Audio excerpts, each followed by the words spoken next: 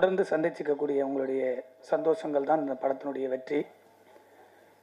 அதேபோல் தொடர்ந்து சினிமாவுக்காக எந்த விழாவாக இருந்தாலும் தொடர்ந்து வந்து தன்னுடைய நேரம் காலம் அனைத்தையும் மறந்து வாழ்த்து வந்திருக்கக்கூடிய தமிழ் சினிமாவுடைய அத்தனை வழிகாட்டிகளுக்கும் வருக வருக என டி கிரியேஷன் சார்பாக வரவேற்கிறேன். அதேபோல் இந்த படத்தினுடைய குழுவில் வேலை செய்திருக்கக்கூடிய, வெளியில் இருக்கக்கூடிய, வர முடியாத சூழ்நிலையாக இருக்கக்கூடிய அத்தனை பேருக்கும் மிக மகிழ்ச்சியோடு வரவேற்கிறோம். இந்த படம் ஒரு சிறந்த படமாக அமைந்திருக்கிறது. ஒவ்வொரு இயக்குனருக்கும் ஒவ்வொரு தயாரிப்பாளர்களுக்கும் ஒரு சிறந்த படம் எடுக்க வேண்டும் என்பதுதான் எல்லாருடைய எண்ணங்கள். அந்த எண்ணங்களை நோக்கி தான் நம்ம எல்லாரும் நகர்ந்துகிட்டு இருக்கோம்.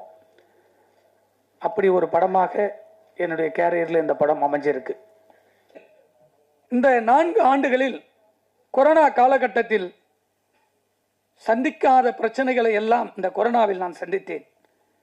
அந்த சந்திப்பை ஒரு ஆரோக்கியமான சினிமாவுக்காக தியாகம் செய்தேன். அப்படி தியாகம் செய்கிற காலகட்டத்தில் தான் இந்த படத்தை ஒரே ஷெட்டில் முடித்திருக்கக்கூடிய என்னுடைய நண்பர் சுதாகர் அவர்கள் இந்த படத்தை என்னிடத்தில் வந்து சொன்னார். ஆனால் நான் ஒரு படத்தை முடிச்சுட்டு இருக்கேன், எனக்கு வழி தெரியல, இன்னும் 1 கோடி இருந்தால் முடிக்க முடியும்னு. அந்த ஹீரோ, அப்கமிங்கில் இருக்கிற ஹீரோ, எந்த ப்ராப்ளமே வராது, உனக்கு நான் எல்லாம் உதவி செய்கிறேன்னு சொல்லி அந்த படத்துக்காக இறங்கி முதன் முறையாக படத்தை பார்த்து எனக்கு இந்த படத்தில் ஏதோ ஒரு விஷயங்கள் இருக்குது என்று ஆழமாக பதிவு செய்து 5 தயாரிப்பாளர்களுக்கு இதை நான் ஆவணம் செய்தேன். அந்த 5 தயாரிப்பாளர்களும் கரண்ட்ல இருக்கிறவங்க. இந்த படம் வரும், கம்மியான பட்ஜெட்டு, நீங்கள் எடுத்து பண்ணுங்க, என்கிட்ட பணம் இல்லைன்னு ஓப்பனாகவே இன்னொருத்தரை உயர்த்த வேண்டும் என்பதற்காக அவரிடத்தில் நானே கொண்டு போய் சேர்க்க வேண்டும் என்று சொன்னேன். யாரும் முன் வரவில்லை. அதன் பிறகு சுதாவே வைத்து படத்தை முடித்து விடுவோம் என்று நான் எப்பொழுதும் மதிக்கக்கூடிய, எனக்கு அப்பாவாக இருக்கக்கூடிய இடத்தில் எப்பொழுதும் எனக்கு தமிழ் சினிமாவில் யாரெல்லாம் ஒருவர் நல்லவர்களுக்கு கை தூக்கி கொடுப்பார்கள், அந்த துணை எப்பொழுது வரும் என்று சொன்னால் உண்மையான நேர்மையான எண்ணங்களோடு செயல்பட்டால் கடவுள் ஏதோ ரூபத்தில் நம்மளுக்கு எத்தனை சேர்ப்பார். அப்படி கடவுள் ரூபத்தில் வந்தவர் தான் திரு மகேந்திரகுமார் அவர்கள். அந்த படத்தை முடிப்பதற்கு தொடர்ந்து 3 ஆண்டுகள் போராடி ஒரு பணத்தையும் ரெடி செய்துவிட்டு ஒரு நடிகனையும் நடிகையும் தேடி அலைவது இருக்கிறதே, கொடுமையினுடைய உச்சம். உதாரணத்துக்கு அந்த படத்தினுடைய நடிகர் அசோக் செல்வன் எத்தனை படங்கள், அவரும் ஒரு படம் தயாரிச்சிருக்காரு. அந்த படத்தில் எவ்வளவு பிரச்சனை அவங்களுக்கும் தெரியும். அப்படிப்பட்டவரை முதலில் சந்திக்க வேண்டும் என்று நேரடியாக சந்தித்து எவ்வளவு பேலன்ஸ் இருக்கோ அப்படியே எடுத்து போய் கையில் கொடுத்துட்டு டேட்டு கேட்டு வந்தேன். 4 வருஷம் முடிச்ச படத்தை பணத்தை கொடுத்துட்டு நிறுத்தின பிற்பாடு 7 மாசம் டேட்டுக்காக வெயிட் பண்ண. அவரு டேட்டு கொடுத்த பிற்பாடு நடிகையுடைய டேட்டு பிரச்சனை. இன்னைக்கு அவருக்கு 2 கோடி சம்பளம் இருக்கலாம், அன்னைக்கு கொடுத்த பணம் 31 லட்சம். 31 லட்சம் இன்னைக்கு பேங்க் வட்டி போட்டா கூட 1 கோடி ரூபாய் வட்டியாச்சு. இன்னைக்கு 2 கோடி 3 கோடி அவர் சம்பளம் சொல்றாரு. வாங்கட்டும், சந்தோஷம். ஒரு இயக்குனரும் ஒரு தயாரிப்பாளர்னா எந்த நடிகையே கிடையாது. இன்னைக்கு வந்து 10 கோடி பிசினஸ் ஆகுதுன்னா 10 தயாரிப்பாளர்கள் செத்து பிறப்பதான் ஒரு நடிகன் உச்சத்துக்கு போறான். அந்த தயாரிப்பாளரை திரும்பி பார்க்காத எந்த நடிகனும் உச்சிக்கு போய் திரும்ப வந்ததில்லை.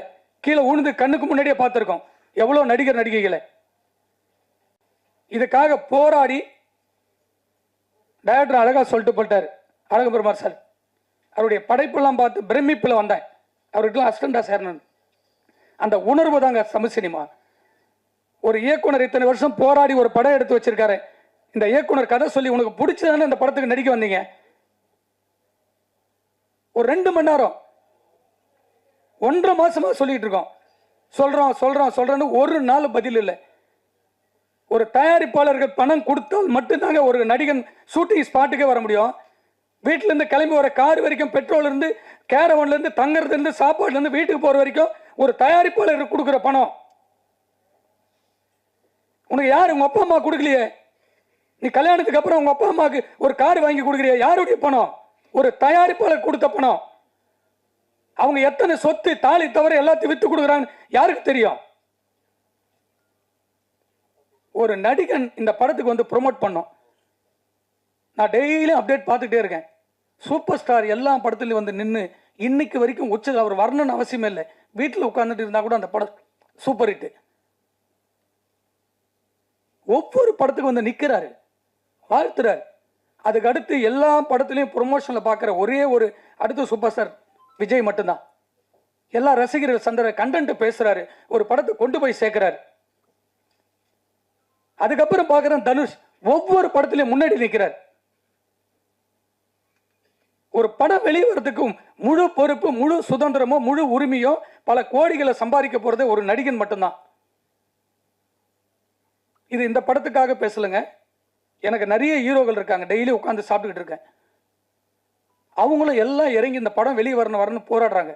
லாஸ்டா ஒரு படம் பார்த்தங்க, வாஸ்கோட காமான்னு ஒரு படம்.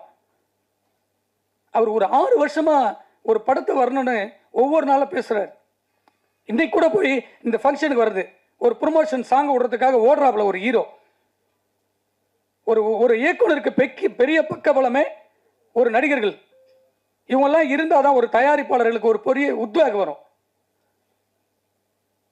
இதெல்லாம் ஏன் சொல்றேன்னா, ஒரு படம் வெற்றி படம் அமைந்த புறப்படும். இந்த வெற்றியை கொண்டாட போறது, இந்த படத்துக்கு அப்புறம் எனக்கு 2 கோடி சம்பளம் கொடுன்னு கேட்கிறாப்புலன்னா இந்த வெற்றி படத்தினால தான். இந்த வெற்றி படத்தை இயக்கி இருக்கக்கூடிய பாலாஜி வந்து நல்ல படம் எடுக்கலையானா உனக்கு எப்படி 2 கோடி வரும்? அடுத்த படம் எனக்கு 25 கோடி, ஓடிடியில் 15 கோடி, நான் 5 கோடி கொடுக்குறேன், எடுத்துட்டு போங்க. நான் படத்தையே சொல்லலாம், வாயில சொல்லிட்டு போகலாம் 20 கோடி 10 கோடின்னு. இன்னைக்கு ஒரு படம் கூட உட்கார்ந்து பல கோடிகள் போட்டு ஒவ்வொரு தயாரிப்பாளரும் டிஜிட்டல் சேட்டலைட் விற்க போது அவதிப்பட்டுக்கிட்டு இருக்கோம். இந்த வேதனை வந்து சொல்லவே கூடாதுன்னு நினைச்சேன். ஆனால் நேற்று நைட்டு வரைக்கும் சரி வேண்டாம் வேண்டாம் தான் பொறுமையா இருந்தோம். இதில் இருக்கிற எத்தனை டெக்னீஷியன் வந்து உட்காந்துருக்காங்க, எதுக்கு உட்காந்துருக்காங்க? இங்க ஜெயிக்கணும்னு நினைக்கிறவங்க ஒவ்வொருத்தரும் வந்து போராட்ட களத்தை நிற்கிறாங்க. ஜெயிச்ச பொறுத்தவரை எல்லாருமே ஜெயிக்கணும்னு நினைக்கிறவங்களே தோக்கடிச்சிட்டு போயிடறாங்க. அதுதான் இங்க சினிமா நடந்துகிட்டே இருக்கு. இந்த படத்தை பார்த்துட்டு அதுக்கப்புறம் வந்து ரொம்ப அமைதியா தம்பி நிவாஸ் பிரசன்னாவை பார்த்தேன். அழகான ஒரு மியூசிக் டைரக்டர், அற்புதமான சிந்தனை உள்ளாள். ஒரு நாள் கூட நெகட்டிவாகவே பேச மாட்டாப்ல. ஆனால் வந்துடுறேன், சூப்பராக வந்துடுறேன், அப்படி ஒரு எனர்ஜி கொடுக்குறேங்க. அது போல ஒரு டெக்னீஷியன்லாம் இந்த படத்தில் இருக்கும்போது தான் ஒரு பெரிய படமாக வெளியே வருவதற்கு பெரிய உத்வேகம் இருக்கு. எல்லா படம் வாங்கலுக்குள்ள ஒரு நம்பிக்கை வரணும்னா இந்த படத்தில் சொல்றவங்க தான். இந்த அலெக்சாண்டர் படம் பார்த்துட்டு சொல்றாருன்னா அவர் அதுக்கு பிடிச்சுதான் பேசுறாரு. இதையெல்லாம் ஏன் சொல்றேன்னா, ஒவ்வொரு நடிகனும் தான் படத்தில் கமிட் ஆகிறவங்க அத்தனை பேரும் வந்து அந்த படத்துக்கு வரணும்னு சொல்லி தயாரிப்பாளர் சங்கம், நடப்பு சங்கம், சிவாண்ணன் இருக்காரு, ராஜண்ணன் இருக்காரு, செல்லுமணி அண்ணன் இருக்காரு, தயவு செஞ்சு இந்த மேடையிலே கோரிக்கை வைக்கிறேன். ஒரு படத்தில் நடிச்சு அவங்களுக்கு சம்பளம் தான் கேட்க நாங்கள் கொடுத்துட்டு போறோம். படம் ஷூட்டிங் முன்னாடியே டப்பிங் கூட முடியல, பணம் கொடுத்தாதுன்னு கேரள வந்தாப்புல. படத்தை நைட்டோட நைட்டு வாங்கி எடுத்து போய் பணத்தை கொடுத்தோம். 4 மணி நேரம் ஷூட்டிங், 8 லட்ச ரூபாய் செலவு போச்சு. அந்த 8 லட்ச ரூபாய் கொடுக்க முடியுமா அசோக் செல்வனால? இதையெல்லாம் மீறி திரும்ப வந்து ஒரு படத்தை எடுத்து முடிச்சு வரும்போது ஒரு இயக்குனரோட பக்கபலமா இருந்து அந்த படத்துக்கு எல்லா இடத்துலையும் வந்து நிக்கணும் ப்ரொமோஷனுக்கு. இது எனக்காக சொல்ல, எல்லா படத்துக்கும் எல்லா நடிகர்களும் ஒத்துழைப்பு கொடுக்கணுன்றதான் என்னுடைய எண்ணம். இது என்னுடைய படத்துக்குன்னு நான் சொல்லவே வரல. போன் எடுக்காத நடிகர் எதுக்குங்க? மேனேஜர் வைங்க, இல்லை மேனேஜர் ரெஸ்பான்ஸ் பண்ண சொல்லுங்க. ஒவ்வொருத்தருக்கும் 50,000 பேட்டா வரணும்னா 50,000 வேணுன்றீங்க. யாருக்கிட்ட பேசுறது? ஒன்று இயக்குநர்கிட்ட பேசணும், இல்லை தயாரிப்பாளர்கிட்ட பேசணும். உங்கள் ப்ராப்ளம் என்னன்னு சொன்னா அதை சால்வ் பண்ணுவோம். இது எல்லாமே வேதனையுடைய உச்சத்தில் தான் நான் பேசுறேன். ஏன்னா ஒரு நடிகர் நம்ம வேண்டாம் வேண்டாம் வேண்டாம் அப்படின்றதுக்காக தான் ரொம்ப அமைதியாக இருந்து இவ்வளோ பெரிய ஜாம்பவான்களாம் எவ்வளோ டைம் எல்லாம் வேஸ்ட் பண்ணி எதுக்காக வந்திருக்காங்க சொல்லுங்க? ஒவ்வொருத்தருக்கும் ஒரு கடமைகள் இருக்கு. இந்த படத்தில் இருக்க இந்த படம் வெளியே வரதுக்கு யாருக்கு? பிள்ளையார் சுதாகர்னு ஒரு ஆள் ஒருவர் இல்லைன்னா இந்த படம் எப்படி வரும்? ஆரம்பிச்சிருக்க முடியாது. தான் ஸ்கிரிப்டை தூக்கிட்டு போய் பாலாஜி எத்தனை வருஷத்துக்காக போராடுறாரு. அவர் இந்த படத்தை தூக்கி போட்டு வேற படத்துக்கு போயிருக்கலாமே, போலிய கடைசி வரைக்கும் இருக்காரு. இந்த படத்தை வராத படத்தை வருன்ற நம்பிக்கையில் எப்படி மகேந்திரகுமார் கேட்டு உடனே பணம் கொடுக்குறாரு? எனக்கு 3 படம் வந்து ஃபர்ஸ்ட் படம் தீ நகர் எடுத்தேன். தயாரிப்பாளர் ஒரு நாளும் வரவே மாட்டார். உடனுடன் அந்த படத்துக்கு எல்லா வேலையும் எல்லாத்தையும் நடத்துவோம். அகம்புறன்னு ஒரு படம் எடுத்தேன், அதே போல எல்லாத்தையும் நடத்தணும். அதுக்கப்புறம் காசே தான் கிடையாது, அந்த ப்ரொடியூசர் வரவே மாட்டார். படத்தை பண்ணி கையில் கொடுத்து அந்த படத்தை ரிலீஸ் வரைக்கும் நிற்போம். என் கூட நடிச்ச எல்லா நடிகருமே என்னோட அப்படியே ஃப்ரெண்டாக இருப்பாங்க. இப்போ இந்த படத்துக்கு படம் 4 வருஷமா போராட்டமா தூங்கும் போதெல்லாம் அந்த படம் தான் வருது. எப்படின்னா வெளியே கொண்டு ஒரு நல்ல படம்னு தோணிக்கிட்டே இருக்கு. இதையெல்லாம் சொல்றேன்னா பிரஸுக்கு இது போய் சேரணுன்றதுக்காக தான். என் படத்துக்கு வரலன்னா பரவாயில்லைங்க, அடுத்து நடிக்கிற எந்த தயாரிப்பாளருடைய படத்துக்கும் அவர் வரணும்னு சொல்லி இந்த மேடையில் இருக்கிற அத்தனை முன்னோடிகளுக்கும் சங்கத்திலுடைய நிர்வாகிகளுக்கும் தயவு செஞ்சு என்னுடைய கோரிக்கையாக வைக்கிறேன். எந்த நடிகனும் ஒவ்வொரு படத்தினுடையும் ப்ரொமோஷனில் நிற்கணுன்றது ஒரு தீர்மானமாக எடுக்க வேண்டும் என்று உங்களுக்கு பணிவோடு கட்டளையிடுகிறேன். நன்றி, வணக்கம். வந்திருக்கும் ஊடக பத்திரிகையாளர் நண்பர்கள் அனைவருக்கும் வணக்கம். மேடையில் இருக்கும் பெரியவர்கள் அனைவருக்கும் வணக்கம். இது ஒரு ரொம்ப ஒரு இனிய காலையாக இருக்கும்னு நினைக்கிறேன். ஏன்னா இந்த படத்தில் ஒர்க் பண்ணது வந்து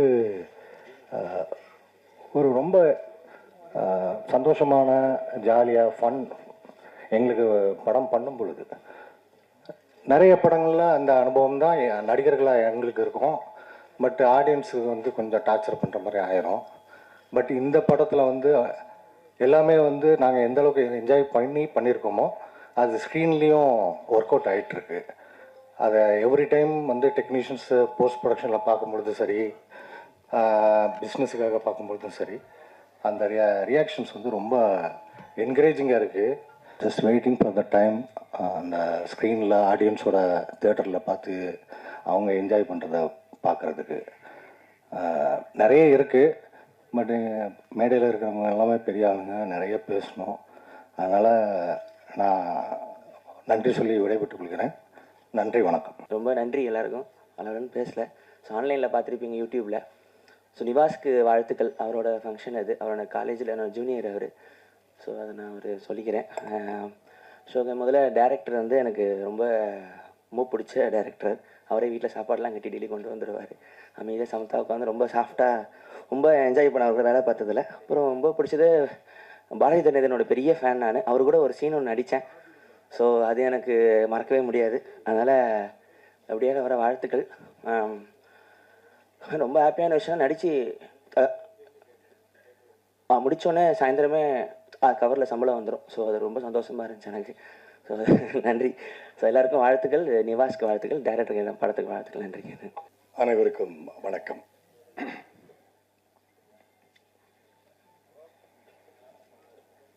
ஒரு படம் அதன் விடியலை தொடுவதற்கு அது வெள்ளித்திரையில் வெளியாவதற்கு எடுத்துக்கொள்ளும் காலம் ஏதோ ஒரு காரணங்களால் சில சமயம் தாமதமாகும் போது அதன் வலியை முழுக்க கடந்து செல்பவன் அந்த இயக்குனர் மட்டுமே. நடிகர்களாகட்டும், நடிகைகளாகட்டும், தொழில்நுட்ப கலைஞர்களாகட்டும், ஏன் தயாரிப்பாளர் கூட ஆகட்டும், வேறொரு கடந்து சென்று விடுவார்கள்.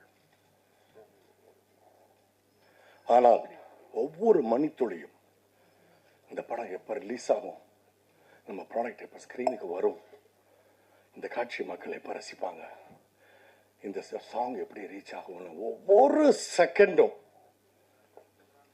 அவரோட வலியை அனுபவிக்கிறது டைரக்டர்.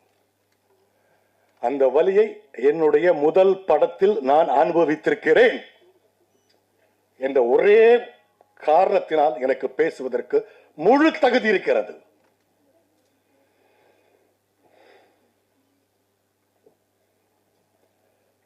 சினிமா தொழில் பொழுதுபோக்கு தொழில் அல்ல.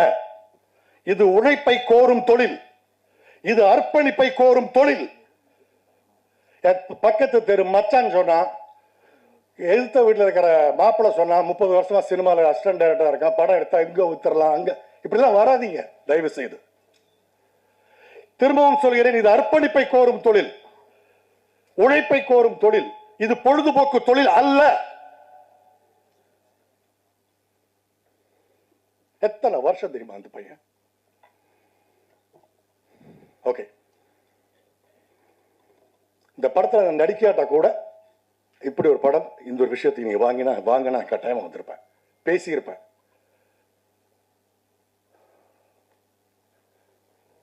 இன்னைக்கு இருக்கிற மேடையில் இருக்கிற இவ்வளவு பேர்ல எத்தனை பேர் இந்த படத்தில் இன்வால்வ் ஆனவங்க, எத்தனை பேர் இந்த படத்தில் நடிச்சவங்க, எத்தனை பேர் இந்த படத்தில் சம்பளம் வாங்கினவங்க? கிடையாது. ஏன்னா அவங்களுக்கு வேற வேற வேற வேற ப்ரையாரிட்டி இருக்கு. ஆனா இந்த டைரக்டருக்கு இந்த ஒரு படத்துக்கு போக முடியுமா? ஓகே, ஸோ பாலாஜிக்கு என்னுடைய வாழ்த்துக்கள்.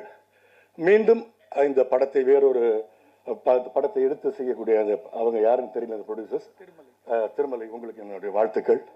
நல்ல ஒரு பெரிய புண்ணியம் செஞ்சுருக்கீங்க. என்னுடைய அண்ணன்கள் இருக்காங்க, என்னுடைய அப்பாக்கள் இருக்காங்க, சினிமாவில் உள்ள அப்பாக்கள் இங்கே இருக்காங்க, பெரியவங்கள்லாம் இருக்காங்க. என்னால் கண்ட்ரோல் பண்ண முடியல, அந்த அளவுக்கான ஒரு பெயின். இனி மேல் இது இந்த நமது தொழில் நிறைய படங்களுக்கு இந்த ஒரு அனுபவம் நடக்காமல் இருக்கிறதுக்காக கொஞ்சம் பார்த்துக்கோங்க. அதுதான் நான் உங்கள்கிட்ட கேட்குற ரெக்வஸ்ட். அனைவருக்கும் வணக்கம். பாலாஜி கேசவனை எனக்கு ஒரு 20 வருஷத்துக்கு மேலேருந்து தெரியும். ரொம்ப ஒரு ரசனையான ஒரு மனிதர், ரொம்ப நல்ல மனிதர். அவரோட படத்துக்காக நான் ரொம்ப நாளாக வெயிட்டிங். இந்த படம் வந்து ஒரு நல்ல ரொமான்டிக் காமெடி, ஒரு லைட் ஹார்ட்டட் படம். நான் இந்த படம் பார்த்துட்டேன். படம் ரொம்ப நல்லா வந்திருக்கு. எல்லாருக்கும் இந்த படம் பிடிக்கும்னு நினைக்கிறேன். டீமுக்கு என்னுடைய வாழ்த்துக்கள், நிவாஸ் பிரசன்னாக்கு என்னுடைய வாழ்த்துக்கள். நன்றி. அனைவருக்கும் காலை வணக்கம். இந்த மேடையில் இந்த படத்தை பற்றி சொல்கிறதுக்கு முன்னாடி எனக்கு வந்து என் அண்ணன் ஆர்கே சுல்யமணி அவர்களுக்கு மனமார்ந்த நன்றியை நான் என்னுடைய குடும்பத்தின் சார்பாக நான் இந்த இடத்துல தெரிவித்துக்கணும். ஏன்னா இதை விட ஒரு சிறந்த மேடை எனக்கு கிடைக்காது. அவர் எங்கே எந்த மேடையில் பார்த்தாலும் நன்றியை சொல்லிவிடுவேன். ஏன் அப்படின்றதுக்கு நீங்கள் எல்லோரும் யோசிப்பீங்க. இப்போது அண்ணன் அழகம்பெருமாள் சொன்னார் இல்லைங்களா, ஒரு படம் எடுக்கிறது வந்து ஒரு பெரும்பாடு அப்படின்னா அதை ரிலீஸ் பண்ணுறது அதை விட டபுள் கஷ்டமாக இருக்குது. இதை வந்து சிறந்த அனுபவம் மிக்க பல ஜாம்பவான்களே வந்து சிரமப்படுற இந்த காலகட்டத்தில் நான் ஒரு படம் எடுத்தேன். அதை எடுத்து பண்ணும்போது தான் தெரிஞ்சது, அடடா இது வந்து இவ்வளோ பெரிய காம்ப்ளெக்சிட்டிஸ், பயங்கரமான இவ்வளோ சிக்கல்கள் இருக்கக்கூடிய ஒரு விஷயத்தை நம்ம எப்படி பண்ண போகிறோம் அப்படின்னு யோசிக்கும்போது ரொம்ப கஷ்டத்தில் அதை பண்ண முடியாமல் போச்சு. ஸோ அந்த நேரத்தில் கரெக்டான ஒரு காலகட்டத்தில் என்னையும் என் குடும்பத்தை மீட்டெடுத்து அவர் என்ன ஆர்கே சுல்யமணி. ஸோ அதனால் இந்த இடத்துல இந்த படம் இவ்வளோ கஷ்டப்பட்டு இந்த படத்தை வெளிவர டைமில் இந்த மேடையில் அது சொல்கிறது அப்ரோப்ரியேட்டாக இருக்குன்றதுனால தான் அதை சொன்னேன். நன்றி அண்ணா. இந்த படம் வந்து முடிஞ்ச உடனே எப்போ ரிலீஸ் பண்ணுவோம் அப்படின்னு சொல்லிட்டு பாலாஜிகிட்ட கேட்டுகிட்டே தான் இருப்போம். அது அப்படியே ஒரு காலகட்டத்தில் அப்படியே போயிட்டே இருந்தது. அதுக்கப்புறம் என்னுடைய நடித்த படம் நான் சிரித்தால் படம் ரிலீஸ் ஆச்சு. அப்போது எனக்கு ஒரு நல்ல ஒரு பேர் கிடச்சி அந்த கேரக்டரில். அப்போது நான் பாலாஜிகிட்ட சொல்லுவேன், பாலாஜி இந்த படம் இப்போ ரிலீஸ் பண்ணி நான் என்னையும் நிறைய பேருக்கு மக்களுக்கு தெரியுது, இன்னும் கொஞ்சம் நல்லா போவோம் பாலாஜி அப்படின்னு. அதுக்கப்புறம் வந்து ஹீரோவுடைய படம் ஓமை கடவுளை, அதுவும் ஹிட் ஆயிடுச்சு. ஸோ அவரும் நல்ல ஒரு மார்க்கெட் இருக்கும்போது இப்போ ரிலீஸ் ஆனால் அந்த படம் நல்லாயிருக்கும் அப்படின்னு நாங்கள் பேசிக்கிட்டே இருப்போம் ஒரு டைமும். அதுக்கப்புறம் இந்த கோவிலுக்கு போயிட்டு வாங்க, அந்த கோவிலுக்கு போயிட்டு வாங்க, இந்த மலைக்கு போயிட்டு வாங்க இப்படிலாம் சொல்லி என் பேச்சை கேட்டு தான் பாலாஜி வந்து வெள்ளியங்கிரி மலைக்கு போயிட்டு வந்தார். அதுக்கப்புறம் சொன்னார், இனிமேல் அந்த மலைக்கு நான் போகவே மாட்டேன்னு அப்படின்னு. ஸோ அதனால் இவ்வளவு காலகட்டங்களில் இவ்வளவு கடினங்களுக்கு பிறகு, இவ்வளோ கஷ்டத்துக்கு பிறகு இந்த படம் வந்து ரிலீஸ் ஆகுது அப்படின்னு நினைக்கும் போது பாலாஜிக்காக நாங்கள் எல்லோரும் ரொம்ப சந்தோஷப்படுறோம், ரொம்ப பெருமைப்படுறோம்.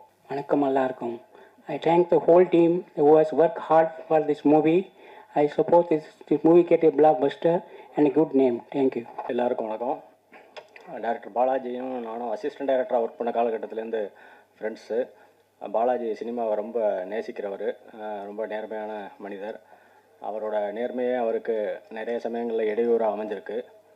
ஆக்சுவலாக இந்த படம் வந்து சில காரணங்களால் டிலே ஆகும்போது நான் அவர்கிட்ட சொல்லியிருக்கேன், அந்த படம் வரும்போது வரட்டும், நீங்கள் அடுத்த படத்துக்கான வேலைகளை ஆரம்பிங்க அப்படின்னு.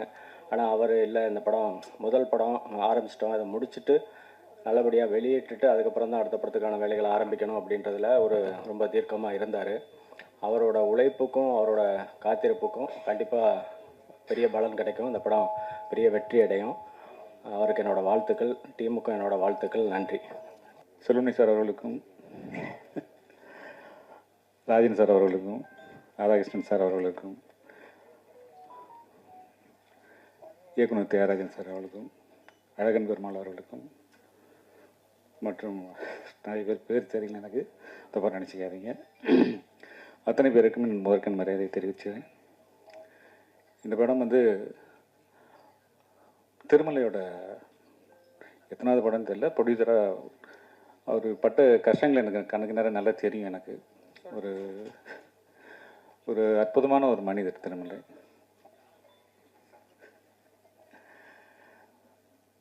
பல போராட்டங்களுக்கு அப்புறம் திருமலை வந்து இந்த படத்தை கொண்டு வந்திருக்காரு ஸ்டேஜுக்கு. ஸோ அதுக்காக வந்து அவருக்கு வந்து மிகப்பெரிய பாராட்டுகளை தெரிவிச்சுக்கலாம். இந்த டைட்டில் கூட எனக்கு தொழில் ரொமான்ஸ் வந்து திருமலை வச்சு தான் இருக்கும்னு நினைக்கிறேன். ஒரு அற்புதமான கிரியேட்டர் அவர் எங்கள் யூனியனில் இருக்க வேண்டியது எப்படி ப்ரொடியூசர்ஸ் கவுன்சில் போனதுன்னு தெரியல. ஒரு அற்புதமான டைரக்டர் அவர்.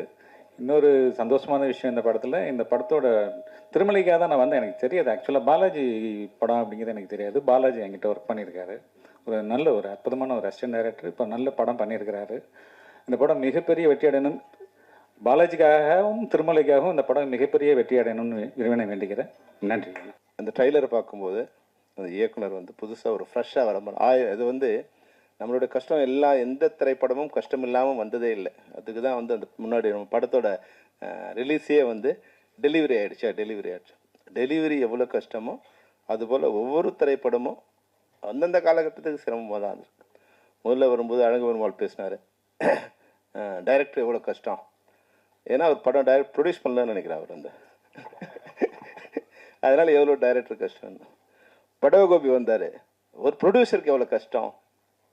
அவர் டைரக்ட் பண்ணல, அதனால் டைரக்டரோட கஷ்டம் அவருக்கு தெரியாது. ப்ரொடியூஸ் பண்ணுறது எவ்வளோ கஷ்டம்னு உண்மையிலே கஷ்டம் தான். திரைப்படத்துறை வந்து நம்ம வந்து ஜாலியாக மகிழ்ச்சியாக படம் பார்த்துட்டு போகிறோம். அந்த திரைப்படத்தை உருவாக்குறது வந்து ஒரு 400-500 பேரை வந்து எல்லோரும் ஆர்கனைஸ் பண்ணி அந்த படத்தை ஒரு ப்ராஜெக்ட் பண்ணுறதுங்கிறது ஒரு கஷ்டமான வேலை தான், இல்லைன்னு சொல்ல. ஆனால் அது கொஞ்சம் திறம்பட பண்ணால் இது போல் கஷ்டங்கள் வராது. நிச்சயமாக இந்த படம் பார்த்தோம், நிச்சயமாக இந்த படம் ஒரு ஃப்ளரிஷாக இருக்குது, ஒரு சந்தோஷமாக இருக்குது.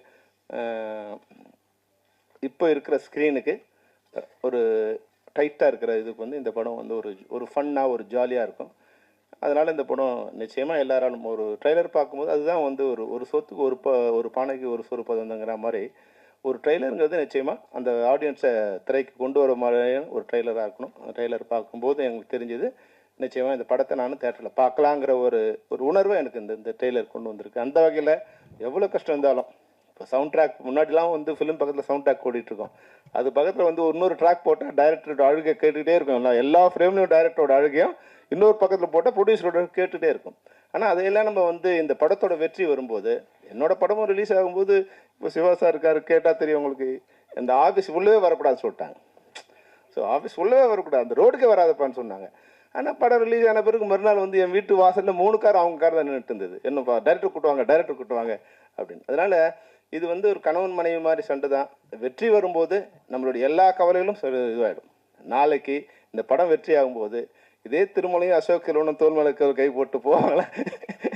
நிச்சயமாக நடக்கும். சினிமாவில் நடக்காதுங்கிறதுக்கு எதுவுமே இதுவும் இல்லை, எல்லாம் நடக்கும். எமக்கு தொழில் ரொமான்ஸ் பல போராட்டங்களுக்கு அப்புறம் வந்து இப்போது this film has found it's light அப்படின்னு சொல்ல முடியும். நம்ம வந்து நான் நிறையா டைரக்டர்ஸோட ஒர்க் பண்ணியிருக்கேன். வெரி ஃபியூ டைரக்டர்ஸ் நீங்கள் வந்து you come across them, you find them very sensible. At the same time அவங்களோட உங்களுக்கு ஒரு பர்சனல் கனெக்ஷன் இருக்கும். அப்படிப்பட்ட ஒரு சில இயக்குனர்கள் நான் சந்தித்து எனக்கு ரொம்ப மிக நெருக்கமான ஒரு இயக்குனர்னால் பாலாஜி சார் தான் நான் சொல்ல முடியும். அவருடைய சென்சிபிலிட்டிஸும் அவருடைய தாட் ப்ராசஸும் நான் ரொம்ப நிறையா விஷயங்களை ரசிச்சிருக்கேன். இந்த படத்தில் பொறுத்த வரைக்கும் கிட்டத்தட்ட இவரோட நான் வந்து கிட்டத்தட்ட ஒரு 6 வருஷமாக ட்ராவல் பண்ணிகிட்ருக்கேன் இந்த படம் ஆரம்பித்தது. ஸோ எனக்கு ஒரு பிரதர் அவர், ஆக்சுவலி ஒரு ஃபேமிலி எப்போவுமே. ஸோ இந்த ஃபிலிம் வந்து நல்லா வந்திருக்கு, பாடல்களும் நல்லா வந்திருக்கு. ஏன்னால் வந்து இதுக்கு நாங்கள் நிறையா சாரும் நானும் நிறைய விஷயங்கள் டிஸ்கஸ் பண்ணி நிறையா உழைச்சிருக்கோம். ஈவன் தோ நிறைய விஷயங்களுக்கு தாண்டி இந்த படம் ரிலீஸ் ஆகும்போதும் இந்த ஃபிலிமில் ஒரு சோல் இருக்குன்றதை நான் ரொம்ப நம்புகிறேன் ஆக்சுவலி. ஐ திங்க் அந்த ஒரு விஷயந்தான் எப்போவுமே இந்த படத்தை வந்து ஹோல்ட் பண்ணிகிட்ருக்கு. ஸோ சார் பற்றி சொல்லணுனால் அவரோட போராட்டங்களை நான் என் கண் முன்னாடி பார்த்துருக்கேன். அவர் என்னென்னலாம் கோ த்ரூ பண்ணியிருக்காருன்றதை I have seen right in front of my eyes. So I think சாரோட பொட்டென்ஷியல் அண்ட் அவர் வந்து இன்னும் பெரிய இடத்துக்கு வருவார்ன்றதை நான் நிறைய நம்புகிறேன். என்னோட my prayers and my wishes to sir. அனைவருக்கும் வணக்கம். எமக்கு தொழில் ரொமான்ஸ் இது வந்து ஒரு ஜாலியான படம் தான். ரொம்ப பெரிய ட்விஸ்ட் அண்ட் டர்னோ பெரிய புதுமையோ அப்படி கிடையாது. ரொம்ப இன்ட்ரெஸ்டிங்கான ஒரு படம் பண்ணணும். அது நம்ம யோசிக்கும் போதும் எழுதும்போதும் எடுக்கும்போதும் அந்த நோக்கத்தில் எடுக்கப்பட்டது தான் அந்த படம். என்டர்டெயின் பண்ணணும் அப்படின்றது அது இப்போ படமாக பார்க்கும்போதும் அது இருக்குது. பட் படத்தை சுற்றி நடந்த விஷயங்கள் பயங்கரமான திருப்பங்களும் திகிலூட்டும் சம்பவங்களுமா இருந்தது. பட் இது முடிஞ்சு இப்போ இது வந்திருக்கிறது ரொம்ப மகிழ்ச்சியாக இருக்குது. அது இல்லாமல் நிறைய பேத்துக்கு நான் நன்றி சொல்லணும். இந்த படத்தில் வந்து என்னோடய தயாரிப்பாளர் சுதாகரனில் ஆரம்பித்து இந்த படத்தில் ஒர்க் பண்ண நடிகர் நடிகைகள் டெக்னீஷியன்ஸ் அது ஒரு பெரிய பட்டியல். அது சொல்கிறதுக்கு நிறையா இருக்குது. பட் நிறையா பேசியிருக்காங்க, இன்னும் பேசணுங்கிறதுனால நான் ரொம்ப சுருக்கமாக சொல்கிறேன். நிவாஸ்க்கு ரொம்ப தேங்க்ஸ். நிவாஸ் சொன்ன மாதிரி தான். நானும் வந்து நிவாஸ் கூட அவ்வளோ சண்டை போட்டிருக்கேன். அவர் ஒரு தம்பி. அது வந்து என்னென்னா அது சேட்டை பண்ணுற தம்பி. அது சில பேர் நல்லா புத்திசாலியாக இருப்பாங்க, படிக்க மாட்டாங்க, உட்காந்து படிக்க மாட்டாங்கல்ல, அந்த மாதிரி அவர் கூட ஒர்க் பண்ணும்போது கொஞ்சம் அந்த மாதிரி விஷயங்கள் அந்த மாதிரி நடந்தது. ரொம்ப நல்லா வந்திருக்கு. சினிமாட்டோகிராஃபர் கணேஷ் சந்திரா அவரும் அப்படி தான். எனக்கு எப்போவுமே இந்த ஸ்பாட்டில் ஒர்க் பண்ணும்போது நம்ம என்ன பிரச்சனைகளோட ஒர்க் பண்ணாலுமே அது வந்து நான் ரொம்ப ஒரு அன்பான ஒரு காதல் மிகுந்த இடமா பார்ப்பேன். ஏன்னா நம்ம ஒரு விஷயம் யோசிச்சுட்டு போகிறோம், நம்ம எங்கேயோ உட்காந்து யோசிச்சிருப்போம், ரொம்ப ஈஸியாக யோசிச்சிருப்போம். அதை எடுக்கிறதுக்கு அந்த ஒரு 30-40 பேர் அந்த ஒரு புள்ளியில் கவனம் வச்சு அது ஃபோக்கஸ் புல்லிலேருந்து ட்ராலி தள்ளுறவங்கலேருந்து அந்த மூச்சை பிடிச்சி அந்த 30-40 பேர் அந்த ஒரு புள்ளியில் வேலை பார்க்குறாங்கல்ல, அந்த இடத்த பார்க்கும்போதே நமக்கு ரொம்ப சந்தோஷமாக இருக்கும். நம்ம ஒரு விஷயம் யோசித்தோம், அது அவ்வளோ பேர் வேலை பார்க்குறது என்னென்னா அவங்களுக்கு காசு தர்றாங்க இல்லை அவங்கள இம்ப்ரெஸ் பண்ணணும், அதெல்லாம் கிடையாது. முழுக்க அந்த சினிமா மேலே இருக்கிற அவங்களோட பேஷன் இருக்குல்ல, அது பார்க்கும்போது நமக்கு அவ்வளோ சந்தோஷமாக இருக்கும். என்ன பிரச்சனை இருந்தாலும் நம்ம அதை எடுத்துடலாம். அப்படி இந்த கேமராமேன்லாம் வந்து பார்த்தா ஒரு ஷாட் எடுத்துட்டு நம்ம பரபரப்பாக போயிட்டு இருப்போம். ப்ளீஸுங்க ஒரே ஷாட் அப்படி லென்ஸ் மாற்றி அப்படி எடுத்துடுறேன் பாரு. ஏன் கெஞ்சுறேன், நீ நம்ம படத்துக்கு தானே எடுக்கிறேன், ஆனால் பட் நம்ம சீக்கிரம் போகணும் அப்படின்ற மாதிரி போயிடுவோம். அதே மாதிரி பார்த்தா எல்லாருமே மெயின் டெக்னீஷியன் இல்லை, அந்த டீமில் ஒர்க் பண்ணுற எல்லாருமே அந்த ஒரு ஸ்க்ரீன்லாம் வந்து அந்த ப்ளோயர் வச்சு ஒருத்தர் வந்து கிருன்னு அடிச்சிட்டு இருக்காரு அந்த காற்றுல ஸ்க்ரீன் ஃப்ரேம் எட்ஜில் ஆடணுன்ட்டு. அது எனக்கு டிஸ்டர்ப் ஆகுதுன்னு போய் அந்த ஸ்க்ரீனை விலைக்கு பார்த்தா அந்த அசிஸ்டன்ட் கேமராமேன் வந்து ஒரு பூனை மாதிரி சுருண்டு படுத்து அடிச்சிட்டு இருக்காரு. அப்படி பார்த்தாப்புல டிஸ்டர்பன்ஸாக இருக்குன்னே சரி அப்படின்னாப்புல. அவர் வந்து என்னென்னா அவர் வீட்டில் சாப்பிட்டுட்டு தட்டை கழுவாரான்னு தெரியாது. ஆனால் இந்த வேலையை அவர் பண்ணுறாருன்னா அவர் கேமராமேனை இம்ப்ரெஸ் பண்ணணும் இல்லை என்ன அப்படி கிடையாது. அவருக்கு சினிமா மேலே இருக்கிற ஆர்வம். அப்படி அந்த தொழிலில் வேலை பார்க்குறவங்க மொத்தமாக வேலை பார்க்கும்போது ஒன்று இருக்கும்ல, அதை நான் இந்த படம் ஒர்க் பண்ணும்போது மொத்த டீமு கூடயும் நான் ஃபீல் பண்ணேன். அவங்க எல்லாருக்குமே என்னோட நன்றிகளை சொல்லிக்கிறேன். Alan, editor Alan, Jay, art director, எல்லா பேருமே என்னோட அசிஸ்டன்ட் டைரக்டர்ஸ் எல்லாருக்குமே நான் நன்றி சொல்லிக்கிறேன். அவர் திருமலை அவர்களுக்கு நான் மிகப்பெரிய நன்றி சொல்கிறேன். ஏன்னா அவர் ஆக்சுவலாக இது எமக்கு தொழில் ரொமான்ஸ், அவர் எமக்கு தொழில் போர் அப்படிங்கிற மாதிரி ஒன்று ஆரம்பித்தார். அதனால் வந்து அவர் சொல்ல வேண்டிய விஷயங்கள் அவர் அது போராட்டத்துக்கு அப்புறம் இந்த படத்தை வெளியில் எடுத்துகிட்டு வர்றாரு. உங்கள் பார்க்குற எல்லாருக்குமே இந்த படம் வந்து ஒரு நல்ல ஒரு ஜாலியான ஒரு மூடில் இருக்கும்னு நம்புகிறேன். அப்புறம் திரைத்துறையில் இருக்க பெரிய ஆட்கள் அவங்க இந்த மேடையில் இருக்கிறது என்னோட படத்துக்கு வந்திருக்கிறதுன்றது வந்து எனக்கு வந்து ரொம்ப சந்தோஷமாக இருக்குது. இப்போ செல்வமணி சாராக இருக்கட்டும், சிவா சாராக இருக்கட்டும், அப்புறம் அந்த ஒரு அலெக்சாண்டர் அவர் ப்ரொடியூசர்லாம் வந்து அவரை நான் பார்த்தது கூட கிடையாது. ஒரு படத்தை பார்த்துட்டு ஜெனுவனாக அந்த படத்தை பார்த்து என்ஜாய் பண்ணேன்னு சொல்லும்போது நமக்கு சந்தோஷமாக இருக்குது. எனக்கு வந்து என்னென்னா நான் இப்போவும் ஒரு சாதாரண ரசிகன் தான். நான் இந்த படமும் ஒரு சாதாரண படம் தான். பட் என்னென்னா நமக்கு நானே இப்போ ட்ரெய்லர் டீசர் பார்க்கும்போது ஏதோ ஒரு படம் பார்க்குறோங்கிற சந்தோஷத்தில் தான் உட்காந்துருந்தது. என்னோட படம் கூட இல்லை, நமக்கு எப்போவுமே அந்த ஒரு படம் பார்க்குறோங்கிற ஒரு மகிழ்ச்சி இருக்கும்ல, அது வந்து அது எனக்கு அந்த மாதிரி தான் அதை எடுத்துருக்குறோம். எல்லாரும் அப்படி சொல்கிறது, இவங்க எல்லாம் வந்திருக்கிறது, என்னை வாழ்த்துனது, ரொம்ப ஜெனுவனாக சொன்னது எனக்கு ரொம்ப சந்தோஷமாக இருக்குது. முக்கியமாக என்னோட நண்பர்கள் பாலாஜி தரணிதரன், செல்லா, குமார் ராஜா, அவங்களுக்குலாம் நான் என்னோட மிகப்பெரிய நன்றியை சொல்லிக்கிறேன். ஏன்னா என்னோட நண்பர்கள் தான் எனக்கு ஒரு வகையில் ஆசான்கள். உங்ககிட்ட தான் நான் கற்றுக்கிறேன். நான் வந்து நிறைய படம் பார்த்து புக்கு படித்து அப்படிலாம் கிடையாது. நம்ம இப்போ பாலாஜி கூட நான் ஒரு படம் பார்க்குறேன்னா அந்த பாலாஜி படம் பார்க்கும்போதே அது அவரோட பார்வையில் சில விஷயங்கள் சொல்லும்போது அது நமக்கு லேர்னிங்காக இருக்கும். குமார் ராஜாவும் அப்படி தான். குமார் ராஜாலாம் வந்து அவர் கூட நான் குமார் ராஜா, செல்லா, பாலாஜி 3 பேருக்குள்ள ஒற்றுமை என்னன்னா, இவங்ககிட்ட பேசிட்டு போயிட்டேன்னா வீட்டில் நினச்சி சிரிச்சிட்டு இருப்பேன். அப்படி ஒரு பயங்கரமான கமெண்ட்ஸ் சொல்லுவாங்க. ரொம்ப ஹியூமர் சென்ஸு, சினிமா மேலே இருக்க பேஷன், அவங்களோட இருக்கும்போது என்னன்னா நமக்கு பத்தலைன்ற ஒரு உணர்வு இருந்துகிட்டே இருக்கும். இன்னும் இந்த பிரேம்குமார் 96 டேரக்டர், அவர் தான் அந்த ப்ராஜெக்ட் அசம்பிள் பண்ணார். என்னன்னா இன்னொன்று, நம்ம எல்லா லைஃப்பில் ஜென்ரலாகவே நட்புங்கிறது ஒரு முக்கியமான பங்காக இருந்தால் கூட சினிமா துறையில் வந்து அதோட இது வந்து நீங்கள் கண்ணு முன்னாடி பார்க்கலாம். நான் என்னன்னா இப்போ பிரேம் வந்து இதை கூப்பிட்டு போய் நீங்கள் படம் பண்ணுங்கன்னு ப்ரொடியூசரை ஜாயின் பண்ணுறாரு.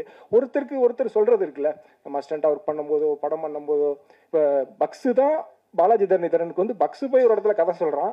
கதை கேட்டுட்டு அவங்க வந்து இல்லைங்க நாங்கள் பட்ஜெட்டில் சின்னதாக பண்ணலான்னு பாலாஜி தரணிதரனை கூப்பிட்டு போய் இந்த படத்தை பண்ண சொல்லலாம். இப்படி நண்பர்களுக்குள்ளே பண்ணிக்கிறது இருக்குல்ல, அது நம்மளை வழி நடத்துறதுன்னு சொல்லி என்னோட சினிமா துறையிலையும் சரி, என்னோட பர்சனல் லைஃப்லேயும் என்னோட காலேஜ் ஃப்ரெண்ட்ஸ்க்கு மிகப்பெரிய பங்கு இருக்குது. ஸ்கூல் ஃப்ரெண்ட்ஸு, பர்சனல் லைஃப்லையும் நான் இங்கே நிற்கும்போது ரொம்ப சந்தோஷமாக இருக்குது. அது ஒரு பெரிய பட்டியல். என்னோட அப்பா அம்மாவுக்கு என்னோட மிகப்பெரிய நன்றி. அப்பா இல்லை, அப்பா இருந்தாருன்னா ரொம்ப சந்தோஷப்பட்டிருப்பார். அதே மாதிரி எனக்கு அப்பா அம்மா எல்லாருமே என்னோட அண்ணன் தான். அவர் ஒரு ஒளிப்பதிவாளர். நான் இங்கே நிற்கிறேன், இல்லை நான் இப்படி ஒன்று இருக்கிறேன்னா அது முழுமையாக ஒருத்தர் சொல்லணும்னா அது என்னோட அண்ணன் தான். ஏன்னா அவர் வந்து நான் இப்படி ஒரு தம்பி இருந்தாலும் அவங்கெல்லாம் வந்து சாதாரண ஆட்கள்னால ஹேண்டில் பண்ண முடியாது. அவர் பையனுக்கு கூட பண்ணுவாரா, என்னோட நந்தன் கூட பண்ணுவாரான்னு தெரியாது, அந்த மாதிரி. அப்புறம் நான் அந்த படம் ஆரம்பிக்கும் போது எமக்கு தொழிலுமான்னு ரொம்ப ஜாலியான படம். அப்படி நிறைய போய் வரும்போது கடைசியில் வந்து என் செயல் ஆவது யாதொன்றும் இல்லை, இனி தெய்வமே எல்லாம் உன் செயல் என்று உணரப்பெற்றேங்கிற ஒரு பட்டினத்தார் மனநிலைக்கு வந்தாலும் நான் வந்துட்டேன் ஓகே. பட் என்னோட மனைவி அவங்க அதில் கோத்ரூ பண்ணுறது இருக்குல்ல, அவங்க வந்து நான் வந்து எங்கள் அம்மா, நான் ஒரு பெண்கள் நம்ம கூட இருக்கிறவங்கள பார்க்கும்போது இதன் மூலமாக என்னென்னா சினிமாவில் இருக்கிற ஒர்க் பண்ணுற டைரக்டர்ஸ் எல்லாரோடையும் அந்த குடும்பத்தில் இருக்க பெண்கள் இருக்கிறாங்கல்ல, அவங்கள நினச்சி நான் ஒரு நாளும் ஆச்சரியப்படுறேன். என்னோட மதர் இன்லா அவங்களும் அப்படி தான், என்னோட ஃபாதர் இன்லா அவரும் டைரக்டர் தான். அவங்க எல்லாரையுமே பார்க்குறேன்ல, அவங்க கோத்ரூ பண்ணுறது அவங்களோட ஸ்ட்ரென்த் இருக்குல்ல.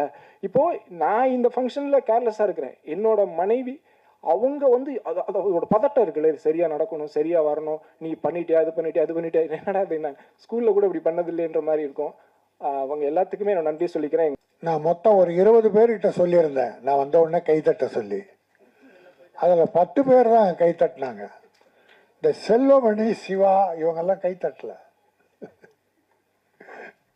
சும்மா சொன்னேன், ஏதோ ஒரு அன்பின் காரணமாக என் அன்பு சகோதரர் நீண்ட நாளுக்கு அப்புறம் பார்த்ததால கைதட்டி வரவேற்றாங்க. எல்லாருக்கும் நன்றி.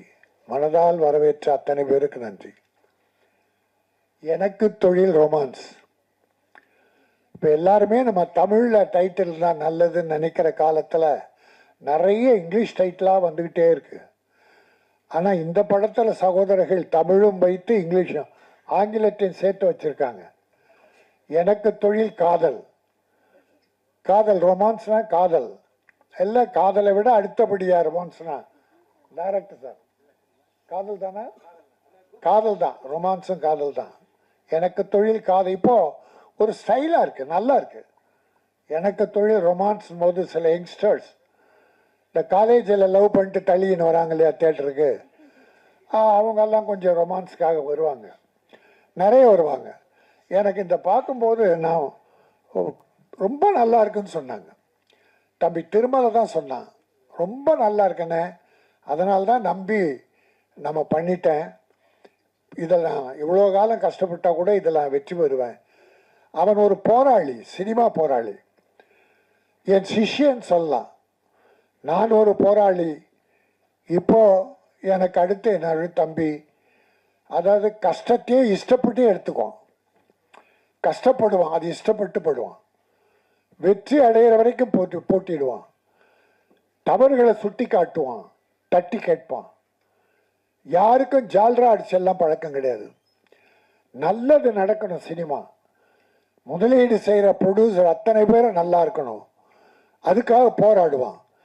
சில படங்கள் முடிக்க முடியாமல் இருக்கும்போது அவனுடைய உதவியால் ஃபைனான்சியர்ஸ் பணம் கொடுத்து அந்த படத்தெல்லாம் முடிச்சிருக்காங்க. ஆக அப்படி ஒரு நல்ல மனம் படைத்த அருமை தம்பி திருமலை இன்றைக்கு இந்த படத்தை எடுத்து செய்கிறான் ப்ரொடியூசர்னா முதல்ல மகிழ்ச்சி. பல பேர் அடைந்தாலும் நான் மிகப்பெரிய மகிழ்ச்சி அடைகிறேன். அவன் வெற்றி பெறுவான். இந்த இயக்குனர் தம்பி பாலாஜி ரொம்ப எளிமையாக இருக்கார். இந்த எளிமையே உங்களை வரவேற்கும், வாழ்த்தும். காதலிக்க நேரமில்லைன்னு ஒரு படம், அற்புதமான படம்.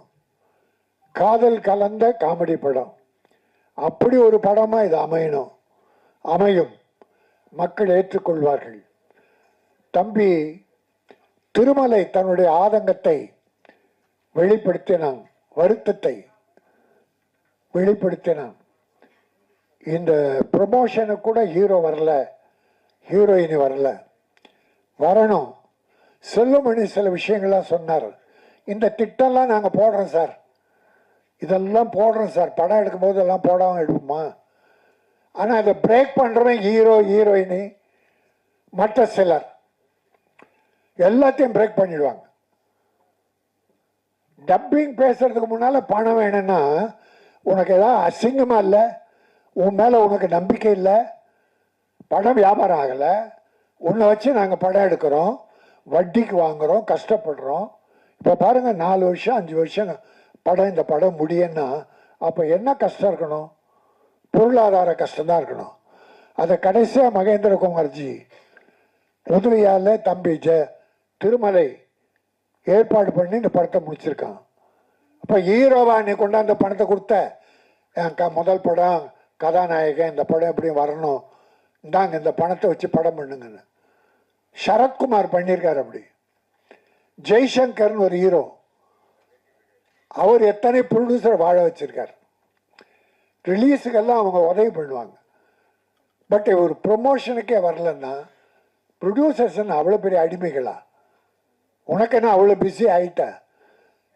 எல்லாருக்கும் சொல்கிறேன், தலை கனம் மட்டும் இருக்கக்கூடாது. தலை கனம் கொஞ்ச நாள் நிமிரும், உன்னை தாழ்த்தி விடும். தலை கனச்சுன்னா தலை தாழ்ந்து விடும். ஆகவே தலை கனம் இருக்கக்கூடாது யாராக இருந்தாலும். வளர்ச்சியும் போது நெற்பயிரை உதாரணம் சொல்லுவாங்க. நெற்பயிர் கதிர் விடுறதுக்கு முன்னால நெல் நிமிர்ந்து நிற்குமா? கதிர் விடுகிற போது அந்த நெற்பயிர் தலை தாழ்ந்து இருக்குமா? அது அறிவின் முதிர்ச்சி. அது போல வளர, புகழ் வளர வளர அமைதியும் தன்னடக்கம் இருந்தா நீ மேலும் உயர்வாய். அடுத்தவங்க வைத்தறித்தலுக்கு சாபத்துக்கு மட்டும் ஆளாகாதீங்க யாரா இருந்தாலும். ஆனால் நான் இவ்வளோ சொன்னாலும் என் தயாரிப்பாளர் மேலே தான் நான் குறைப்பட்டுக்குவேன், வேற எவனை பற்றியும் நான் குறைப்பட மாட்டேன். போட்டி போட்டுக்கிட்டு இந்த படம் வெற்றி பெற்றா முதல்ல அந்த ஹீரோ கிட்ட போய் நிற்க போகிறது யாரு? இப்போ எழில் மரங்கொத்தி பறவைன்னு ஒரு படம் எடுத்தார், டைரக்ட் பண்ணார், சூப்பர் ஹிட் படம். ஒரு சிவகார்த்திகேயன் ஒரு ஹீரோ உருவானார். இப்போ எழில்கிட்ட எவ்வளோ பேர் வராங்க? அவர் படம் பண்ணிக்கிட்டு இருக்கார், ஒரு அமைதியான அற்புதமான இயக்குனர். ஆனால் இன்னைக்கு சிவகார்த்திகேயன் பெரிய லெவல், நல்லா இருக்கட்டும், நல்லா இருக்கு, தப்பே சொல்லலை. பட் உன்னை தூக்கி விட்டவர்களை, ஒரு டைரக்டர் இல்லைன்னா ஹீரோ இல்லை சார், ஹீரோயின் இல்லை சார்.